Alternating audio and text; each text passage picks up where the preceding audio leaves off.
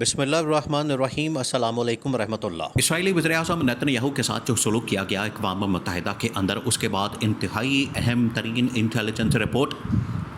اسرائیلی media کے اندر leak کی گئی ہے۔ اس کے اندر بتا دیا گیا ہے، اس کے اندر آگے کا منصوبہ، اسٹریٹجی، حکمت عملی کے متعلق آگاہ کیا گیا ہے کہ اسرائیل کا آگے کا منصوبہ کیا ہے، عرب خطے کو لے کر، عرب ممالک کو لے کر، اسلامی ممالک کو لے کر، خاص طور پر ان ممالک کے متعلق۔ اب یہ بہت اہم ترین انفارمیشن اور انٹیلیجنس لیکس سامنے آئی ہیں، خاص طور پر اس بات کو لے کر کہ اگر وہ ممالک جو کہ اسرائیل کو تسلیم کرنے کے لیے تیار نہیں ہے، وہ ممالک جنہوں نے ابھی تک اسرائیل کو تسلیم نہیں کیا،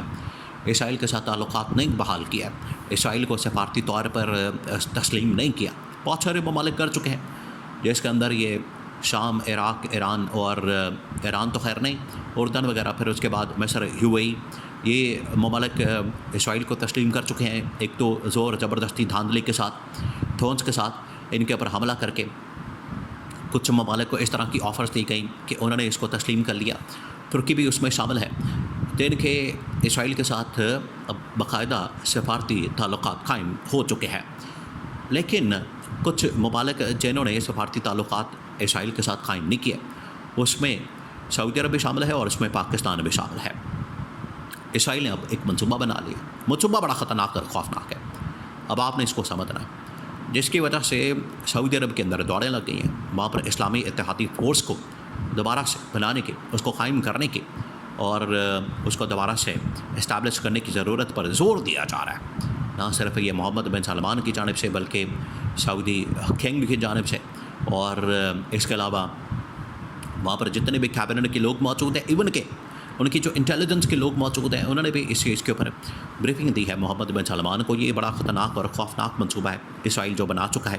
اسرائیل چاہتا ہے کہ ہم کسی طرح سے یہ جو ممالک ہیں جنہوں نے ابھی تک اسرائیل کو تسلیم نہیں کیا، اسرائیل کو مانا نہیں، اسرائیل کے ساتھ تعلقات بحال نہیں کیے، تو ان کو ہم یہ چیز بابر کروائیں۔ اسرائیل باقاعدہ طور پر وارننگ دے رہا ہے، خبردار کر رہا ہے، تنبیہ کر رہا ہے، اور یہ بتا رہا ہے کہ یہ جو ممالک ہیں جنہوں نے ابھی تک اسرائیل کو تسلیم نہیں کیا، ان کے لیے اب ہم نے دو طرح سے کام کرنا ہے۔ اب یہاں سے اصل کہانی شروع ہوتی ہے، یہاں سے اصل معاملہ شروع ہوتا ہے۔ یہ جو عرب ممالک کو، اسلامی ممالک کو بلایا گیا امریکہ کے اندر، اور قطر کے اندر بھی ان کی ملاقات ہوئی، بعد میں یہ جو قطر کے اوپر حملہ کیا گیا، حملے کے بعد جو اسرائیل کی انٹیلیجنس ایجنسی ہے موساد، اس نے بھی رابطہ کیا، اس کے علاوہ امریکہ نے بھی رابطہ کیا، تو اسلامی ممالک کو وہاں پر بلایا گیا، ان کے ساتھ پہ ڈسکشن ہوئی، بات چیت ہوئی، دو تین چیزوں کے اوپر، دو تین بڑے اہم ترین جو ان ملاقاتوں کا ایجنڈا رہا، جو ملاقاتیں ہوتی رہیں، اجلاس ہوتے رہے، ان کے اندر جو ایجنڈا رہا، جو معاملات ڈسکس ہوئے، دو تین آپشن کے اوپر۔ نمبر ون یہ کہ ایک تو ان ممالک کے ساتھ تعلقات کو بحال کرنے، دوبارہ سے ان کو گارنٹی دینے، اور ان کے ساتھ سیکیورٹی کے معاملات دوبارہ سے بہتر کرنے کے لیے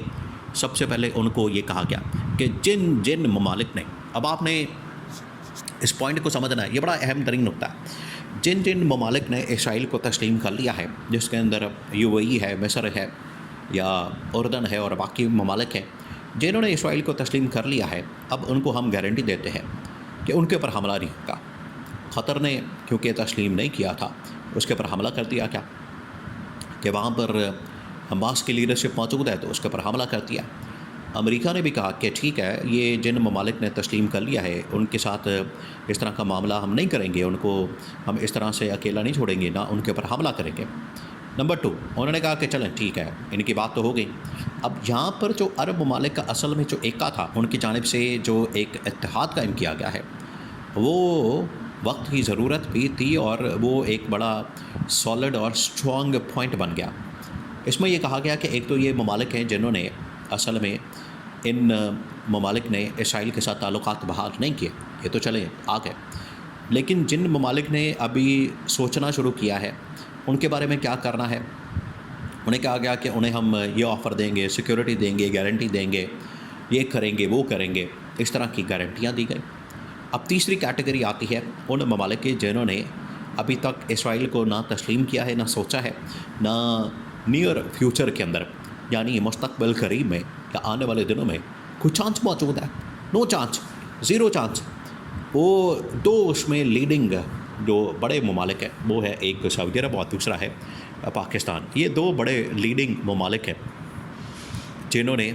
ابھی تک اسرائیل کے ساتھ تعلقات کو بحال نہیں کیا اور نہ بحالی کا ارادہ کوئی رکھتے ہیں ان کے ساتھ تعلقات کی یا سفارتی سطح پر ان کو ماننے کی. ان کے بارے میں اسرائیل نے جب وہاں پر بریفنگ دی اور ان کو بتایا کہ ہمارے تو ان کے بارے میں پھر جو تاثرات ہیں وہ ٹھیک نہیں ہے. ہمارا جو منصوبہ ہے اس کے اندر لاسٹ میں یہ جو کیٹیگری آتی ہے جنہوں نے ابھی تک تسلیم نہیں کیا اور ماننے کے لیے تیار نہیں ہے, ان کے لیے پھر ہم نے منصوبہ بنا کے رکھا ہوا ہے. ان کے لیے پھر یہ جو کیرٹ اینڈ اسٹک پالیسی ہوتی ہے, یعنی آپ پیار سے سمجھائیں, آپ سمپل الفاظ میں اس کو سادہ الفاظ میں اس طرح سے بیان کر سکتے ہیں کیرٹ اینڈ اسٹک پالیسی کو, کہ یا تو ان کو پیار سے سمجھائیں, ان کو کوئی آفر وغیرہ دیں, پیشکش کریں. اگر وہ نہیں مانتے, اگر وہ اس بات کو تسلیم نہیں کرتے, اسرائیل کے ساتھ تعلقات کو بحال نہیں کرتے, تو پھر جو سختی ہے وہ ان کے اوپر کی جائے. اگر وہ پیار سے نہیں مانتے تو پھر ان کے اوپر سختی کی جائے, ان کے ساتھ تعلقات کو خراب کیا جائے اور ان کے اوپر حملہ کیا جائے. یہ پھر کیرٹ اینڈ اسٹک پالیسی کے مطابق اس کے تحت چیزوں کو آگے بڑھانے کا اسرائیل نے کہا کہ ہم نے فیصلہ کیا ہے, اور اس میں سعودی عرب اور Pakistan top of the list ہے. سعودی عرب کو اس بات کا پتہ چل گیا, ان کے پاس یہ ساری انفارمیشن, انٹیلیجنس انفارمیشن پہنچ گئی ہے. انہوں نے اب اتحادی فورس کو تیار کیا. اس کے لیے جنرل راحیل شریف کو میسج بھیجا گیا کہ اب آپ ساری فورس کو تیار کریں, اس کو ریڈی کریں, یا پھر جو نئی فورس ہے, نئی جو فوج ہے جو کہ اس وقت army chief field marshal general Asim کی قیادت پہ کام کر رہی ہے پاکستان کے اندر, یا پھر ان کو بلا لیا جائے. اور باقی جو معاملات ہیں اسرائیل کے اور باقی چیزوں کے متعلق, اس کے لیے عمران خان کو باہر بلا دیا جائے. تو یہ ایک منصوبہ جو ہے محمد بن سلمان کی جانب سے وہاں پر سامنے رکھا گیا, ٹیبل پر رکھا گیا, اور انہیں بتایا گیا کہ یہ منصوبہ اس وقت ہماری ٹیبل کے اوپر موجود ہے. کیونکہ اگر انہوں نے دھمکی دی ہے ان ممالک کو جنہوں نے اسرائیل کے ساتھ تعلقات کو بحال نہیں کیا, تو ان کے لیے ان کے عزائم بڑے خطرناک ہیں, بڑے خوفناک ہیں. تو ٹھیک ہے, ہم بھی لڑنے کے لیے تیار ہیں, ہم بھی پھر اپنا ہتھیار نکالتے ہیں, ہم بھی پھر اپنا تیاری کرتے ہیں, اور ان کا مقابلہ کرنے کے لیے ہم بھی پھر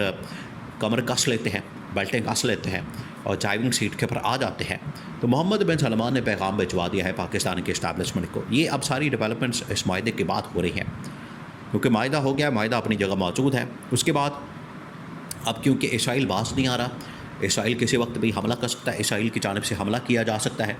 تو محمد بن سلمان اور یہ ممالک یہ کسی صورت بھی اس بات کو تسلیم نہیں کریں گے کہ ان ممالک کے اوپر حملہ کر دیا جائے. قطر کے اوپر حملہ ہو گیا, قطر نے چلیں برداشت کر لیا, لیکن اگر کسی اور طاقتور ملک کے اوپر حملہ ہوگا تو اس کو کسی صورت برداشت نہیں کیا جائے. اسی وجہ سے جنرل راحیل شریف کے ذریعے سے پاکستان کے اسٹیبلشمنٹ عمران خان کے متعلق پیغام شیئر کیا گیا.